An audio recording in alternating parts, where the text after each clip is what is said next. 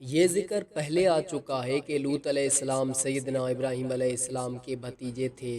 سیدنا لوط علیہ السلام کے باپ کا نام حران تھا، جو تاریخ یعنی آزر کے بیٹے تھے۔ اللہ تعالیٰ نے لوط علیہ السلام کا پورے قرآن میں 27 بار ذکر کیا ہے۔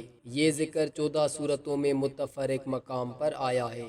آپ کا والد آپ کے بچپن ہی میں فوت ہو گیا تھا، اس لیے آپ نے اپنے دادا آزر کے گھر اپنے چچا ابراہیم علیہ السلام کے ہاں پرورش پائی۔ یہی وجہ ہے کہ ابراہیم علیہ السلام کو ان سے بے حد محبت تھی۔ جس وقت پوری قوم سے یہ بنا ابراہیم علیہ السلام کے خلاف اٹھ کھڑی ہوئی اور انہیں آگ میں ڈالا گیا، اس کٹھن وقت میں صرف لوط علیہ السلام ہی وہ شخصیت تھے جو آپ پر ایمان لا چکے تھے۔ پھر جب ابراہیم علیہ السلام نے ہجرت کی تو لوط علیہ السلام نے بھی ان کے ساتھ ہجرت کی۔ اللہ تعالیٰ فرماتے ہیں کہ میں اپنے رب کی طرف ہجرت کرنے والا ہوں، وہ بڑا ہی غالب اور حکیم ہے۔ اس سے پہلے ہم ذکر کر آئے ہیں کہ جب ابراہیم علیہ السلام مصر سے فلسطین واپس چلے گئے تو آپ نے اپنے بھتیجے لوط کو سدوم بستی کی طرف بھیج دیا۔ یہ بحر مردار کے پاس ایک بستی تھی، تجارتی مرکز اور مسافروں کے لیے آرام کی جگہ تھی۔ یہ کافر قوم تھی، ان میں ایک بھی مومن نہیں تھا۔ اللہ تعالیٰ فرماتے ہیں، بس جتنے ایماندار وہاں تھے ہم نے انہیں نکال لیا اور ہم نے مسلمانوں کا صرف ایک ہی گھر پایا۔ یہ سب لوگ کافر تھے، لوگوں میں سب سے زیادہ فاسق اور فاجر تھے۔ ان لوگوں نے ایسی برائیاں ایجاد کی کہ ان سے پہلے کائنات میں کسی نے نہ کی تھی۔ چنانچہ اللہ تعالیٰ فرماتے ہیں، جب لوط نے اپنی قوم سے کہا تم ایسی فحاشی اور بے حیائی کا ارتکاب کرتے ہو جو جہانوں میں تم سے پہلے کسی شخص نے نہیں کی، پھر اللہ تعالیٰ فرماتے ہیں، کیا تم عورتوں کو چھوڑ کر مردوں سے حاجت پوری کرتے ہو، بلکہ تم حد سے بڑھنے والی قوم ہو۔ اس کام یعنی اگلام بازی اور جنسی بے راہ روی کو قوم لوط نے شروع کیا، لیکن بعض کہتے ہیں یہ تو فطری چیز ہے اور بعض کہتے ہیں جنات سے شروع ہوئی۔ بہرحال یہ فسق و فجور اور گھناؤنا جرم اسی قوم سے شروع ہوا۔ فرشتوں کی زبانی اللہ تعالیٰ نے فرمایا، فرشتوں نے کہا کہ ہم گنہگار قوم کی طرف بھیجے گئے ہیں۔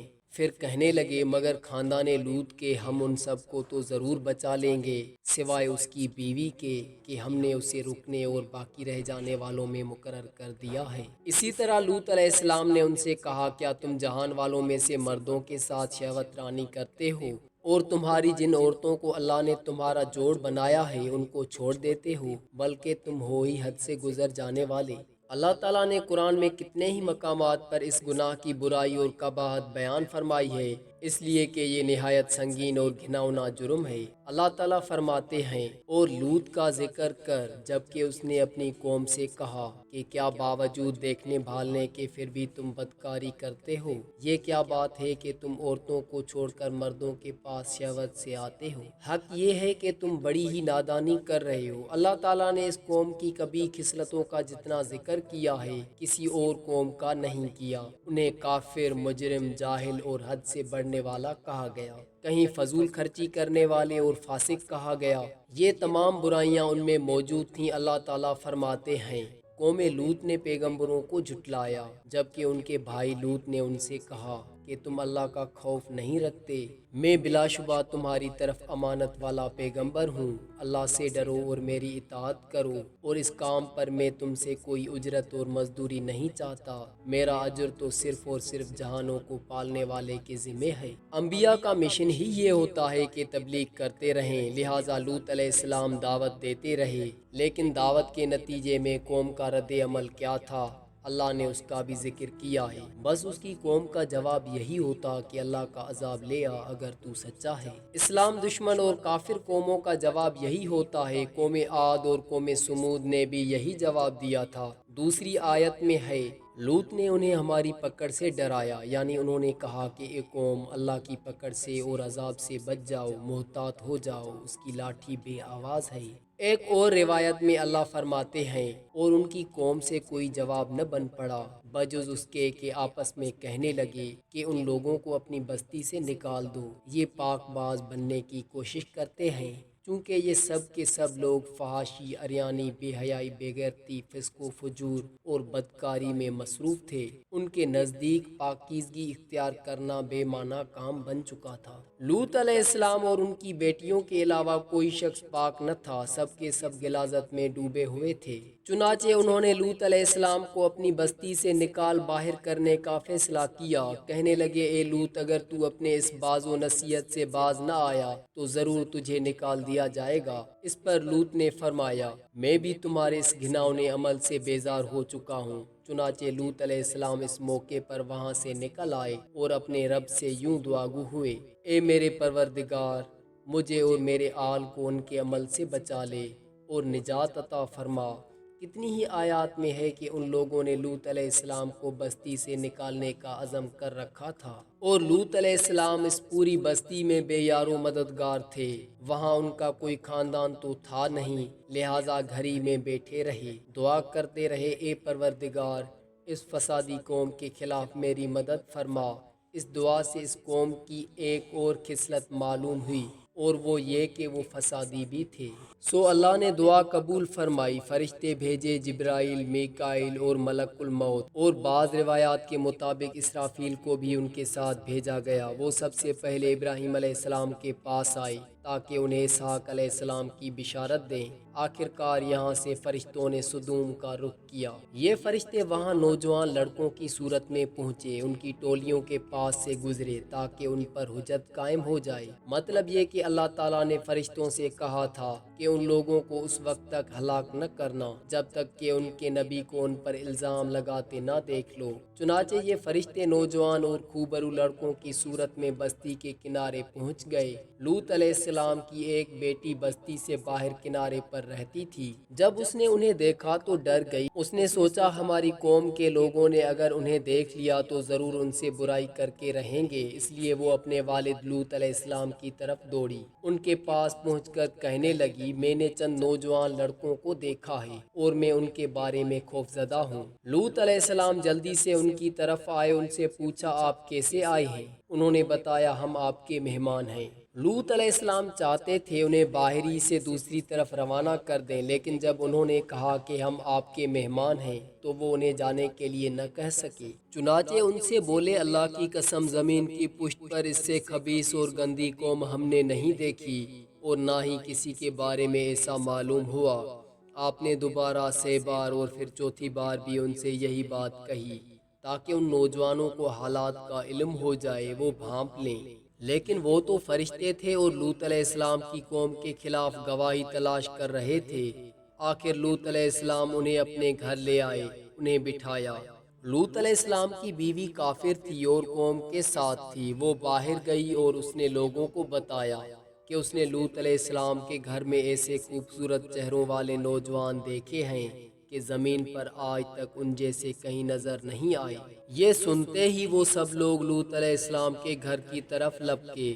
قرآن کریم میں آتا ہے لوگ جلدی سے اس کی طرف لپکے، اور وہ اس سے پہلے فحاشی کے عادی بن چکے تھے۔ اور ایک جگہ الفاظ ہیں شہر کے لوگ خوش ہوتے ہوئے وہاں آئے تاکہ ان خوبصورت لڑکوں سے لذت حاصل کر سکیں۔ یہ گھر کے سامنے پہنچ گئے تو لوط علیہ السلام ان کو روکنے کے لیے گھر سے نکلے اور فرمایا اے میری قوم، تمہاری خواہش کے لیے میری بیٹیاں موجود ہیں، یعنی قوم کی عورتیں موجود ہیں۔ نبی قوم کا باپ ہوتا ہے، اس کی بیویاں قوم کی مائیں اور قوم کی عورتیں اس کی بیٹیاں شمار ہوتی ہیں، جیسا کہ سورہ احد میں آتا ہے۔ کہنے لگے اے میری قوم، میری یہ بیٹیاں تمہارے لیے پاکیزگی کا باعث ہے، لہٰذا اللہ سے ڈرو اور مجھے میرے مہمانوں کے بارے میں رسوا نہ کرو۔ کیا تم میں سے کوئی بھلا شخص موجود نہیں؟ آپ کی بات کے جواب میں انہوں نے کیا کہا؟ قرآن مجید میں آتا ہے کہنے لگے لوط تو جانتا ہے تیری بیٹیوں یعنی قوم کی عورتوں سے ہمیں کوئی سروکار نہیں، ہم جو چاہتے ہیں تمہیں خوب معلوم ہے۔ لوط کہنے لگے کاش میرے پاس کوئی امت ہوتی یا میں کسی مضبوط پناہ گاہ میں ہوتا۔ لوط علیہ السلام کے پاس کچھ بھی تو نہیں تھا، صرف ان کی اپنی بیٹیاں ان پر ایمان لائی تھیں، یہاں تک کہ ان کی بیوی بھی کافر تھی۔ بخاری اور مسلم کی روایت ہے نبی کریم صلی اللہ علیہ وآلہ وسلم نے فرمایا اللہ تعالیٰ لوط پر رحمت فرمائے، وہ اللہ تعالیٰ کی طرف پناہ لیتے تھے۔ مفسرین کا کہنا ہے کہ لوط علیہ السلام کے بعد اللہ نے جو نبی بھیجا وہ کسی اونچے خاندان اور قبیلے کا چشم و چراغ ہوتا تھا، جو اس کی حفاظت کرنے کے قابل ہوتا تھا۔ لوط علیہ السلام کے ساتھ کوئی مددگار نہیں۔ ایک دوسرے مقام پر اللہ تعالیٰ فرماتے ہیں اور شہر کے لوگ خوش ہوتے ہوئے آئے۔ لوط نے کہا یہ میرے مہمان ہیں، مجھے رسوا نہ کرو، اللہ سے ڈرو اور مجھے ذلیل نہ کرو۔ انہوں نے کہا کیا ہم نے تجھے جہان والوں کے بارے میں منع نہیں کیا؟ یعنی انہوں نے آپ کو تبلیغ وغیرہ سے بھی روک دیا تھا۔ اے پیغمبر تیری عمر کی قسم، وہ لوگ اپنی مدہوشی میں مست تھے۔ اللہ تعالیٰ نے کسی انسان کی عمر کی قسم نہیں کھائی سوائے نبی کریم صلی اللہ علیہ وآلہ وسلم کے، اور یہ اعزاز آپ کے شرف، عزت اور تکریم پر دلیل ہے۔ اب ان لوگوں نے گھر میں داخل ہونے کی تیاری کر لی۔ ادھر لوط علیہ السلام نے اپنے تینوں مہمانوں کی طرف دیکھا۔ آپ ان کے لیے فکر مند تھے، لیکن وہ یہ دیکھ کر حیران ہوئے بغیر نہ رہے کہ وہ تینوں بالکل بے فکر بیٹھے تھے۔ اس وقت کی کیفیت اللہ تعالیٰ نے قرآن مجید میں یوں بیان فرمائی ہے، تم لوگ تو کچھ انجان سے معلوم ہو رہے ہو۔ اس پر وہ کہنے لگے ہم تو تیرے پاس وہ فیصلہ لائے ہیں جس میں اس قوم کو شک تھا، اور ہم تیرے پاس حق لے کر آ چکے ہیں، اور بے شک ہم سچے ہیں۔ سورۃ العنکبوت میں اللہ تعالیٰ فرماتے ہیں فرشتوں نے کہا اے لوط نہ ڈر اور غم نہ کھا، یقیناً ہم تجھے اور تیرے آل کو سوائے تیری بیوی کے نجات دیں گے، وہ پیچھے رہ جانے والوں میں سے ہوگی۔ ہم اس بستی والوں پر ان کے گناہوں کے سبب آسمان سے عذاب نازل کرنے والے ہیں۔ کہنے لگے اے لوط ہم اللہ کے بھیجے ہوئے فرشتے ہیں، یہ لوگ تجھ تک نہ پہنچ پائیں گے، یعنی تجھے تکلیف نہیں پہنچا سکیں گے۔ پھر ان میں سے ایک شخص نے اندر داخل ہونے کی کوشش کی تو جبرائیل علیہ السلام اٹھے، انہیں ایک ایسی ضرب لگائی کہ تمام کے تمام اوندھے ہو گئے۔ اس بارے میں اللہ کا فرمان ہے، اور انہوں نے لوط کو اس کے مہمانوں کے بارے میں پھسلانے کی کوشش کی تو ہم نے ان کی آنکھیں مٹا ڈالی۔ اللہ تعالیٰ سورۃ القمر میں فرماتے ہیں بس میرا عذاب اور ڈرانا چکھ لو۔ وہ دھمکیاں دینے لگے اور واپس جاتے ہوئے کہنے لگے ہم تجھ سے کل نبٹ لیں گے۔ انہوں نے سزا محسوس بھی کر لی لیکن پھر بھی توبہ نہ کی۔ اس وقت فرشتوں نے کہا یقیناً ان کے وعدے کا وقت صبح کا ہے، اور کیا صبح بالکل قریب نہیں؟ صبح تک انہیں مہلت مل گئی۔ فرشتوں نے کہا اے لوط اپنے آل کو رات کے حصے میں لے کر نکل جا، اور ان کے پیچھے پیچھے تو چل، اور تم میں سے کوئی بھی پیچھے مڑ کر نہ دیکھے، اور جہاں تمہیں حکم ہو چلے جاؤ۔ اور ہم نے اسے وہ فیصلہ سنا دیا ہے کہ صبح ہوتے ہی اس کی قوم کی جڑ کاٹ دی جائے گی۔ اسی طرح اللہ تعالیٰ سورۃ الشعراء آیت 170 اور 171 میں فرماتے ہیں ہم نے اسے اور اس کے تمام آل کو نجات دی سوائے اس کے بیوی کے جو پیچھے رہنے والوں میں سے تھی۔ سورۃ القمر میں اللہ تعالیٰ فرماتے ہیں تمام ہلاک ہو گئے سوائے لوط کے آل کے، انہیں ہم نے صبح سحری کے وقت یعنی رات کے آخری حصے میں نجات دی، یہ ہمارا احسان تھا اور اسی طرح ہم شکر گزاروں کو بدلہ دیتے ہیں۔ چنانچہ لوط علیہ السلام نکل کھڑے ہوئے، ان کے ساتھ اس کی صرف 2 بیٹیاں تھیں، وہ بستی سے نکل گئے۔ پھر صبح ہوئی، روشنی پھیلنے لگی تو عذاب آ گیا، صبح سویرے ہی انہیں ٹھہرنے والے عذاب نے آ پکڑا۔ بس تم میرا عذاب اور ڈرانے کا مزہ چکھو، یہ عذاب کیسا تھا؟ جبریل علیہ السلام آئے، اپنا پر زمین کے نیچے داخل کیا، اس بستی کو مکمل اکھیڑا۔ جبرائیل علیہ السلام نے ایک ایسی چیخ ماری، سب بجھی ہوئی آگ کی طرح ہو گئے، پھر مکمل بستی کو پکڑ کر الٹا دیا، ہر ایک کے لیے آسمان میں پتھر تیار تھا۔ اللہ تعالیٰ سورہ ہود میں فرماتے ہیں بس جب ہمارا حکم آیا تو ہم نے اس کا اوپر والا حصہ نیچے کیا اور ان پر کنکریلے پتھر برسائے جو تیرے رب کی طرف سے نشاندار تھے، اور وہ ان ظالموں سے کچھ دور نہیں تھے۔ سورۃ الحجر میں اللہ تعالیٰ فرماتے ہیں روشنی ہوتے ہی انہیں بڑے زور کی چیخ نے آ پکڑا، پھر ہم نے اس کا بلند حصہ نیچے کیا اور ان پر کنکر والے پتھر برسائے، اس طرح یہ بستی بحر مردار کے علاقے میں تہس نہس ہو گئی اور اس کے آثار و نشانات قیامت تک کے لیے چھوڑ دیے گئے۔